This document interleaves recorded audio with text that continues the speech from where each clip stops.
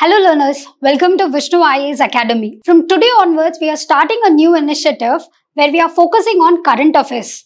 Manandarki telchu current affairs is how important for any of the part of the exams or for your daily update as well. For you to be relevant in this world, one should read the newspaper is what our elders have been kept on telling. So that keeping that in mind, manam current affairs paina focus chesdamu. And coming to this series, I'll tell you first before starting anything why this is important. And we should know in current affairs manam anni chadukuta kurchoni time waste cheyalemu. So what are the, let us say, topics to be learned for exam perspective?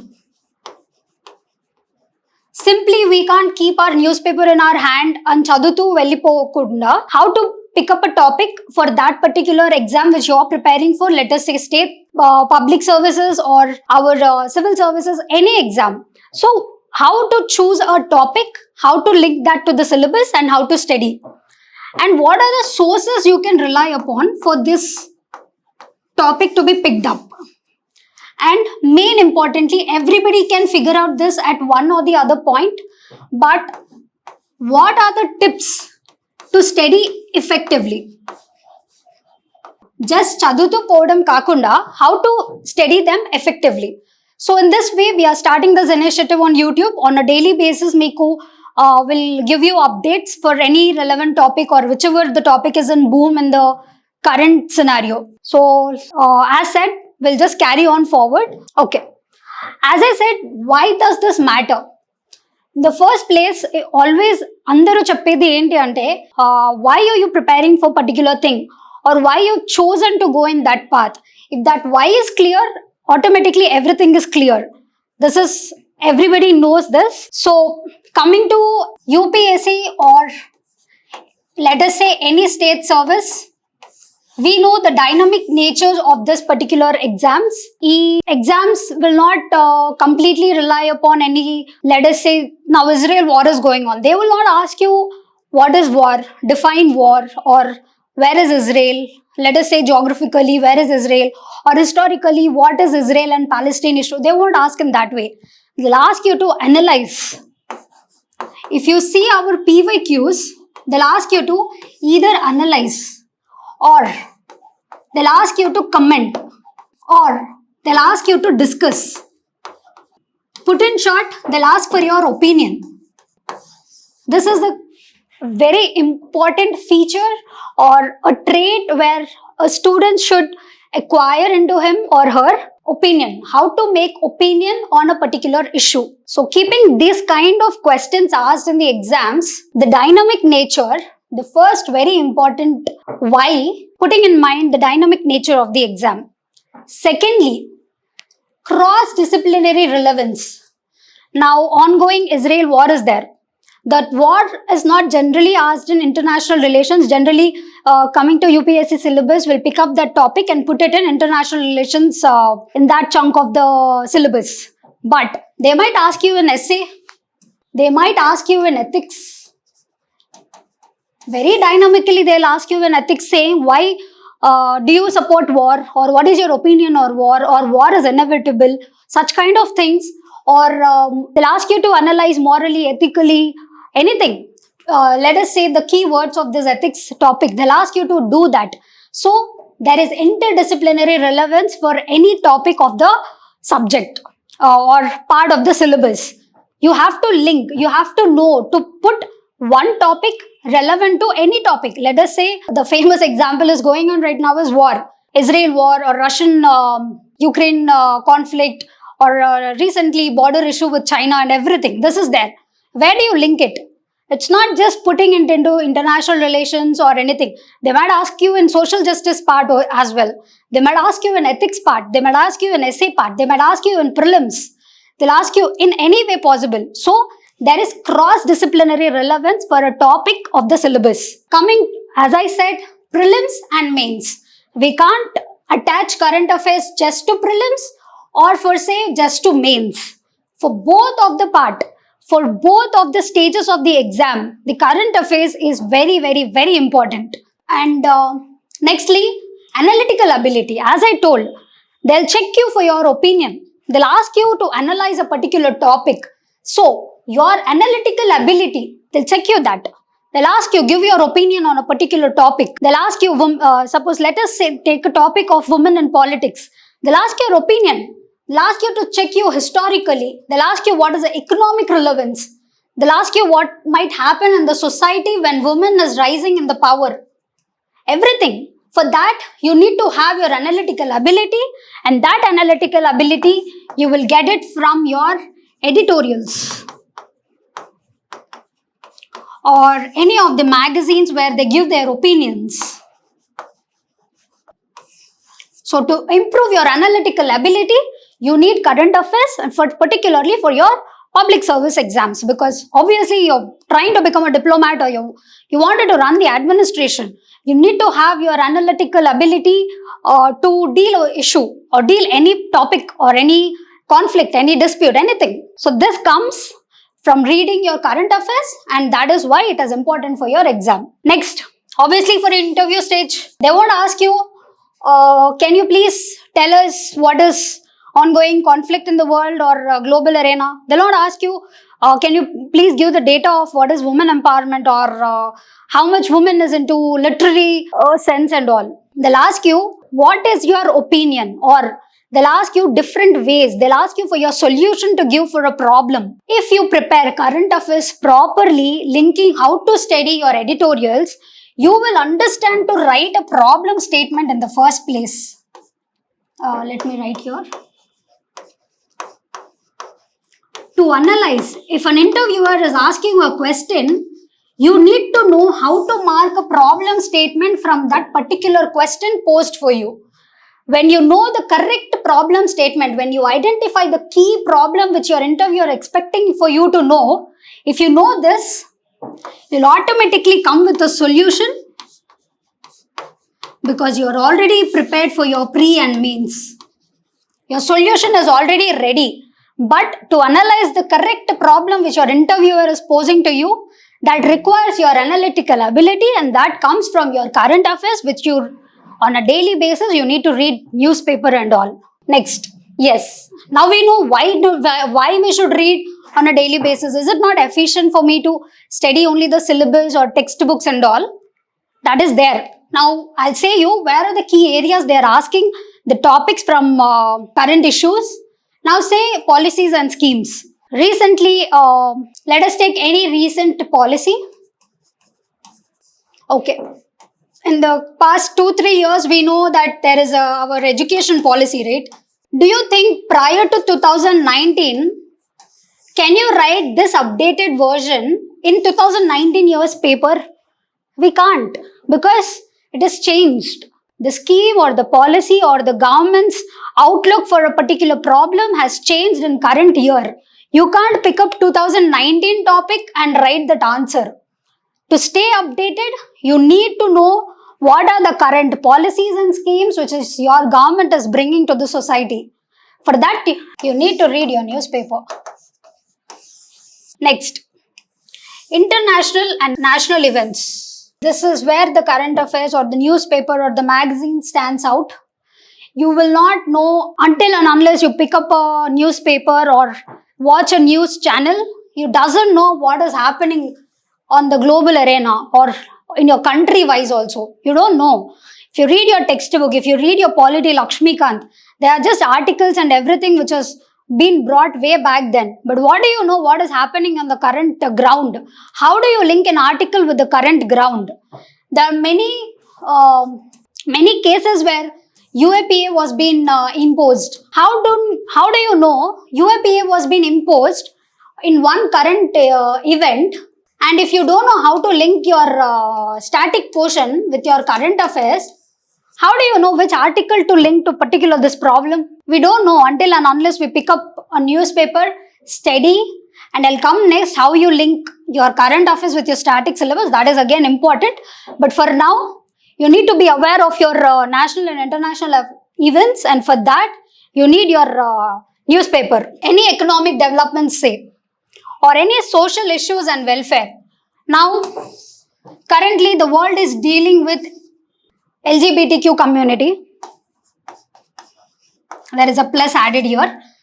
So this community is been dealt on a very grand way. This topic has been spoken, discussed and debated on this particular thing. How do you know that this community is getting well fed, or how do you know this community is being recognized if you don't know that on the world arena or on the current ground they're discussing? If you have to know what are the current social issues, you can't pick up the caste issue today and talk. There are many social issues going on right now, like LGBTQ+, women in politics, the very infamous climate diplomacy or climate change, anything. For this new social issues, you need to be updated. So these are the key areas where your current affairs is being asked. And obviously your environmental and science related updates. Now, yes, now you're convinced that you need to study your current affairs, you need to pick up a newspaper and study. But there are different sources from where you pick a particular topic. From newspapers, you have many newspapers, the famous Hindu, the famous Indian Express, many more. They're there, newspapers, you know. They'll give their opinion and they'll ask you, they'll give you the facts.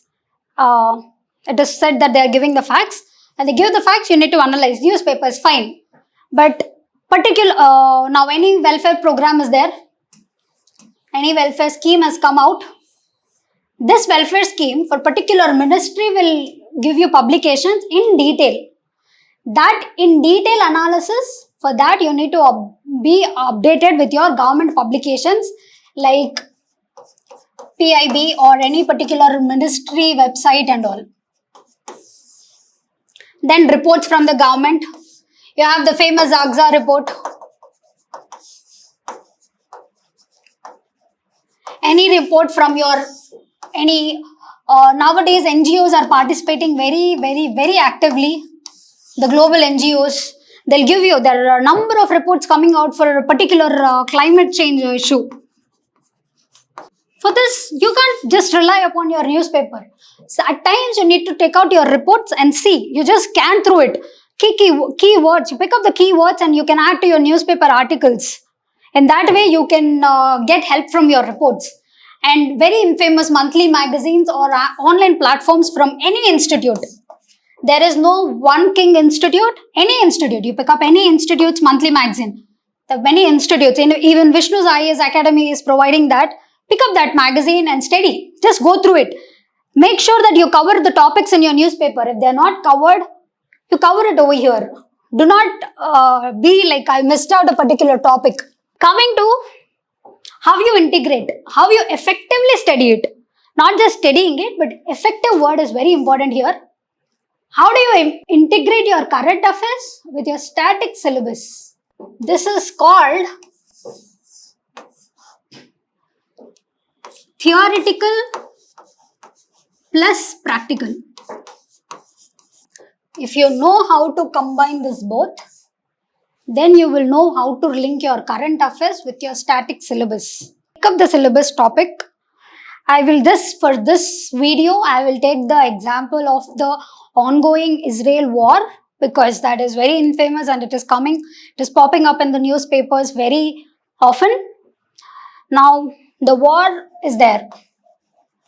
Do you even know how to link your war as a topic in your static syllabus? I'm definitely sure you will link it with your IR.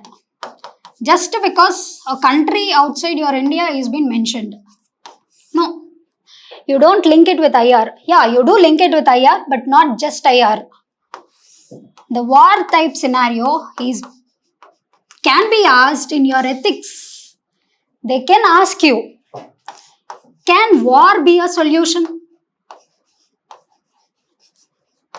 I'll just in a few minutes after the slides, I'll explain you how war can be asked in your ethics topic or any other topic, and how do you need to analyze it. How do you link your current affairs with your static topic. So coming to the point, war is a ongoing topic. International events is your static part. How do you link this both is very important. That we will learn in the ongoing sessions, but this linkage is what will edge you out of the crowd. Then Not just reading the newspaper or a magazine, just going through, scanning through is not sufficient. You need to add it to your notes. Suppose, let us say you have made your notes on women, or one-pager notes you have made. A scheme has come in the newspaper, which has come into your eyes. Now, where do you put this in your notes? You need to put it. You wrote everything, but the scheme is missing in your answer. And that scheme is there in your particular year of your exam. Coming 2025 exam, the scheme has been mentioned in 2024. Except this scheme, you have every other notes. Do you think you will score an edgy marks out of your crowd? No. So that is why you need to maintain your notes regularly by linking your static with your current affairs, theory plus practical.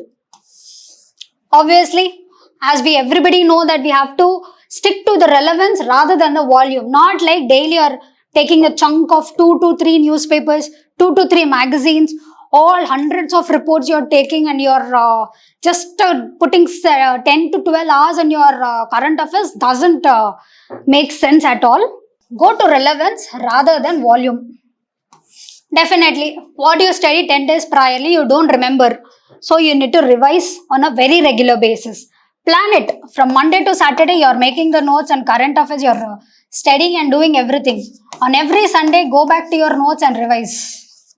This will make you stand out of the crowd. Yeah. So as I said you, practical application with theoretical knowledge will give you success. So as I said, we will see now I told you, now ongoing war is happening. We know that what are the key sources we need to study from, what are the tips to study effectively. Everything is sorted out. Like we know, okay, I picked up the Hindu paper, I'll pick up a particular institute's monthly magazine, and once in a while I'll go visit the ministry's website. Everything is sorted out. But how do you attach the last point? How do you link your theoretical knowledge with your practical knowledge? We'll see over here. Now for an example, there is a question, is war a solution? They didn't give you, there is no mention in this, okay, is war a solution? Comment or analyze or discuss anything we will say after this. But in this topic, there is no mention of Israel, there is no mention of Russia, there is no mention of China. They just asked you, is war a solution? Now you take a pause of this video and analyze, or you think for 2 minutes, where do you place this particular topic in the syllabus? In which part of the syllabus this can be asked, and how you relevantly answer this?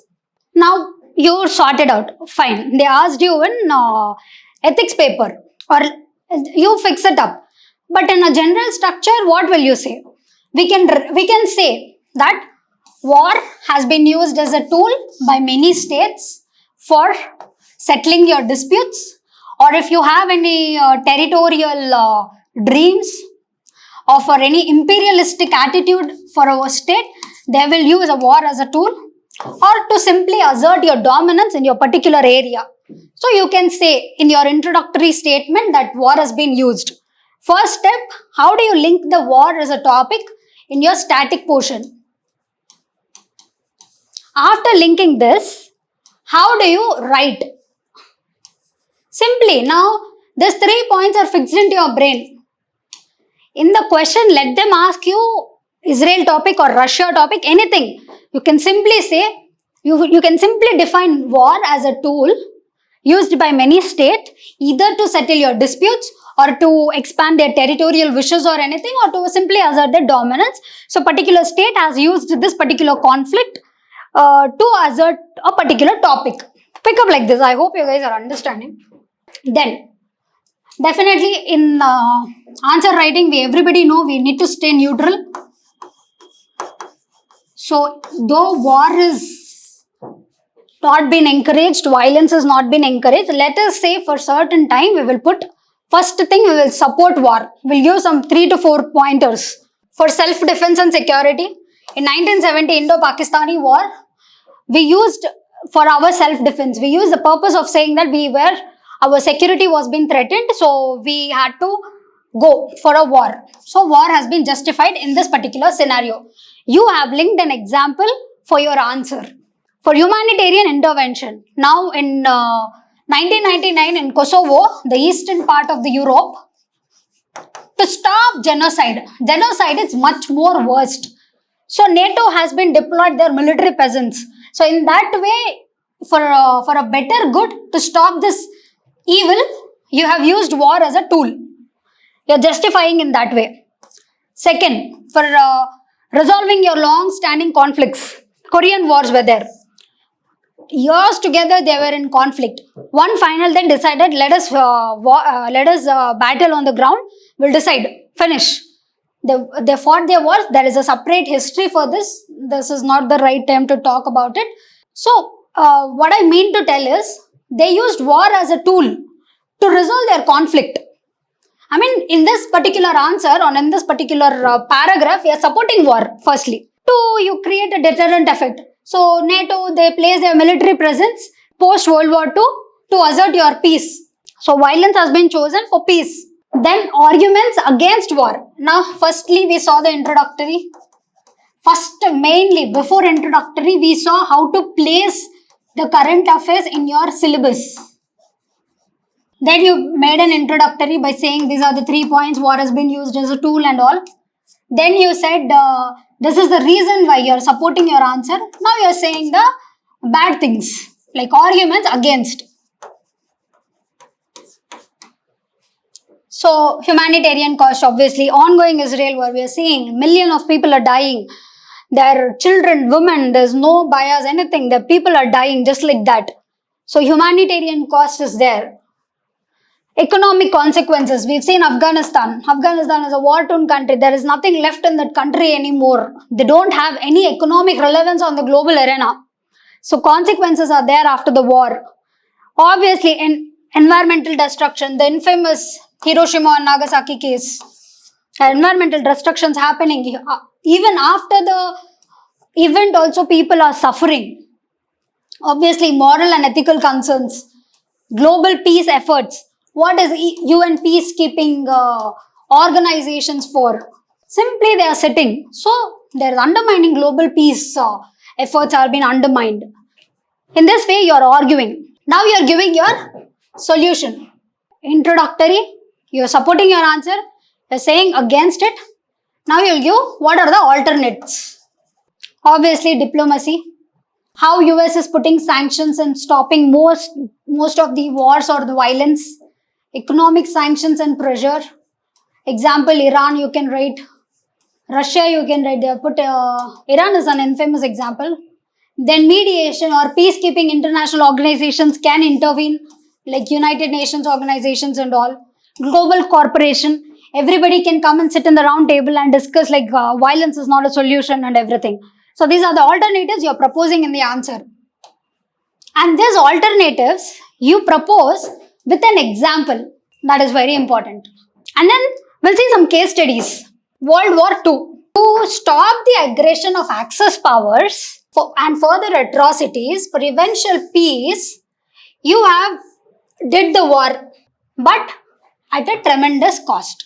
See, there is positive and negative statement in this. This is how you write with an example. You're not completely supporting World War II, or else you're not completely against, because there are different reasons given in our history telling why did we fight World War II. So as an aware student, you are putting both the positives and the negatives. Then Cold War.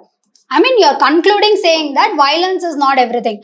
Cold War has happened. It can turn into violence. But Cold War has stayed cold because we know there are nuclear weapons in both the sides of the country.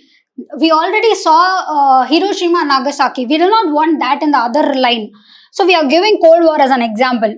Now, ongoing India-China conflict. This could have turned into a very big violent turn. But we chose diplomacy and we solved our problem. So ultimately, you are supporting that violence is not everything. Though you gave your answer saying supporting the war. Then you lend it or you'll start it by a quote. Peace cannot be kept by force. It can only be achieved by understanding. Understanding that violence is not solution. They asked you, is war a solution? In that answer, firstly, I'm meant to tell us like, how do you think? What is the thought process you think when a topic is posed to you? Is war a solution? Firstly, you're linking that topic to your syllabus. you are making the analysis which part of the syllabus has to be attached, this particular topic. Then you are introducing. Then you are supporting, even though the topic is about violence.